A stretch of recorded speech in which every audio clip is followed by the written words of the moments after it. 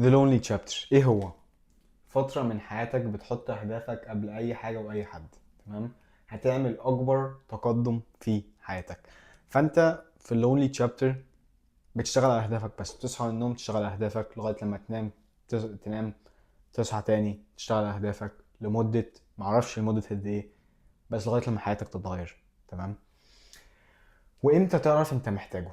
انت دلوقتي اكيد عندك كونسبت من اللونلي تشابتر، انت محتاج فولي تركز. تمام؟ انا مش هعمل اي حاجه النهارده، اي حاجه في الثلاث شهور الجايين، 6 شهور الجايين، السنه الجايه، غير ان انا اشتغل على اهدافي عشان انا زهقت من حياتي دلوقتي. تمام؟ مش تسمع كلام عيلتك، مش تسمع كلام صحابك، مش تسمع كلام نفسك دلوقتي اللي عايز تلعب فورتنايت، تتفرج على تيك توك والانستجرام والكلام ده.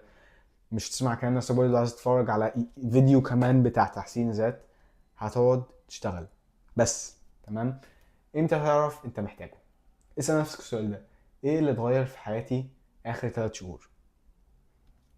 لو انت يعني حاجة اتغيرت، اكيد 3 4 حاجات هتيجي دلوقتي في دماغك، بس مفيش حاجة جت. ليه؟ عشان مفيش حاجة اتغيرت. ال3 شهور اللي فاتوا، السنة اللي فاتت زي السنة دي، زي السنة اللي قبل اللي فاتت، مفيش حاجة بتتغير. تمام؟ او لو في حاجة بتتغير مش بسببك، او انت مش عارف ايه اللي اتغير اصلا. انا مثلا ايه اللي اتغير؟ بدأت بارت تايم جوب في مكان دلوقتي ما عنديش اي دات في البنك. بدأت اعمل فيديوهات على اليوتيوب. عملت هايرنج حد للايجنسي بتاعتي. عملت فلوس اونلاين، عملت سايننج كلاينت وعملت $1300. خسيت 10 باوندز. تمام؟ في هم يعني جبتهم من كده من دماغي.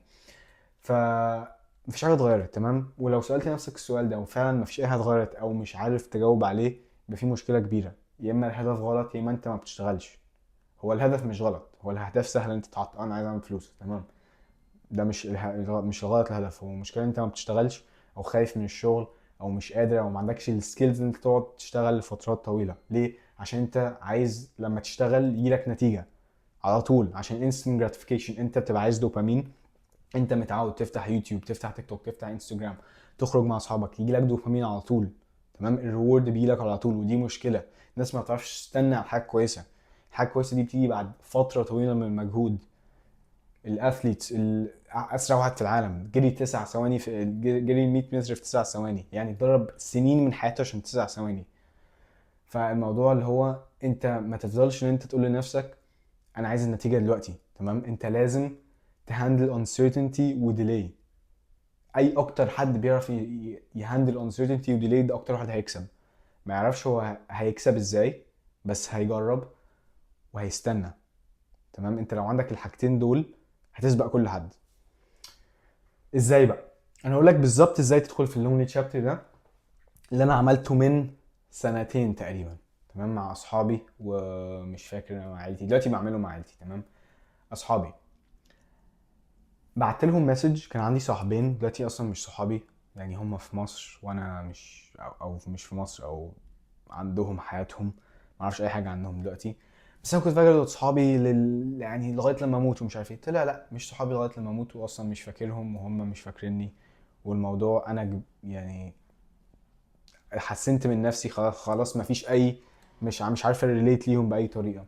تمام؟ فبعت لهم مسج من سنتين كده على الواتساب. كان عندها جروب. قلت لهم يا جماعه انا دلوقتي هركز على حياتي، فمش عارف اخرج معاكم، مش عارف اتكلم معاكم كتير في اللانش، عشان قعدت مثلا سنتين، اخر سنتين في المدرسه مفيش مثلا ولا لانش رحته. تمام؟ كل اللانش اللي انا، البريكات اللي احنا كنا بناكل فيها، كنت قاعد فيها بشتغل على البيزنس بتاعي او على اليوتيوب.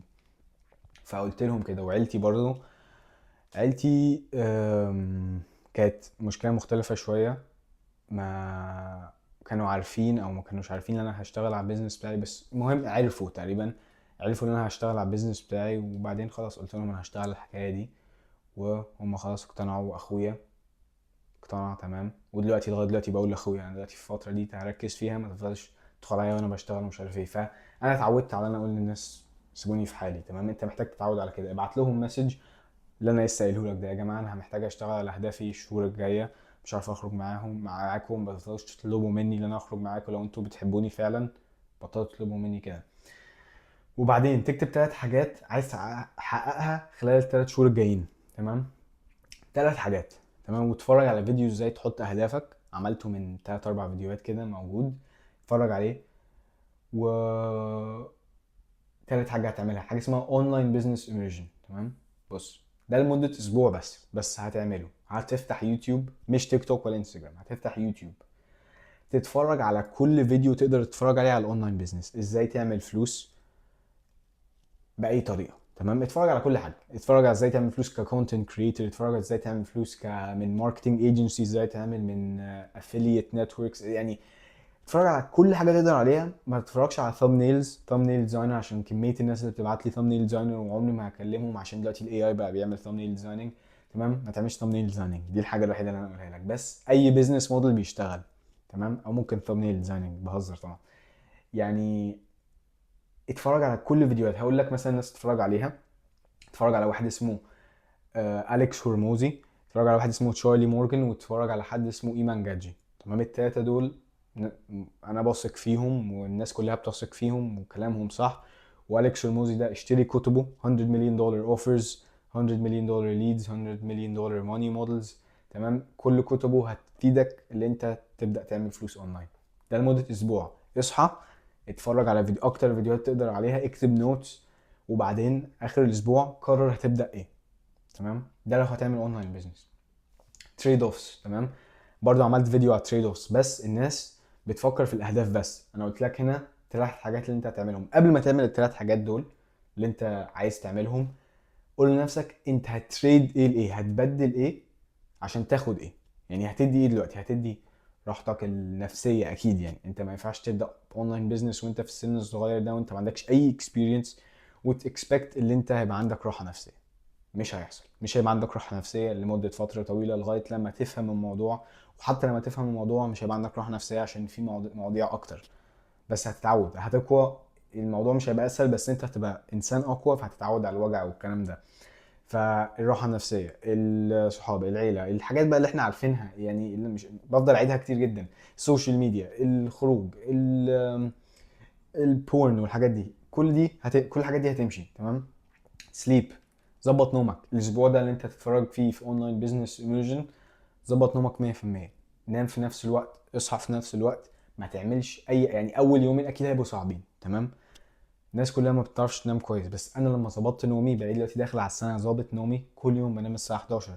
كل يوم بصحى بقى 6 7 8 مش فارقه. بس حياتي اتغيرت، بقى عندي طاقه كتيره جدا طول الوقت، ما بتعبش بسرعه زي زمان. مش محتاج اشرب قهوه كتير جدا، بشرب قهوه او 2 في اليوم.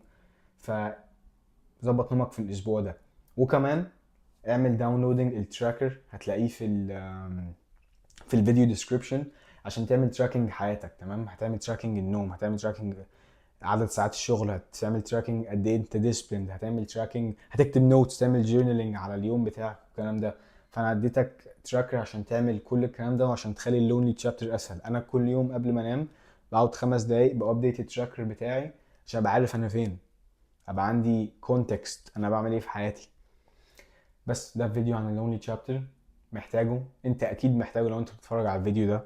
لو انت مش شايف اي تغيير في حياتك، محتاج ان انت تقعد مع نفسك تسأل نفسك ليه انا مفيش حاجة في حياتي بتتغير دلوقتي. والموضوع ممكن يبقى صعب، يعني انت لازم تقف مع نفسك، تحترم نفسك كده، وتكتب انا ليه مش عارف اوصل اهدافي، ليه مش عارف اعمل اي حاجة كويسة.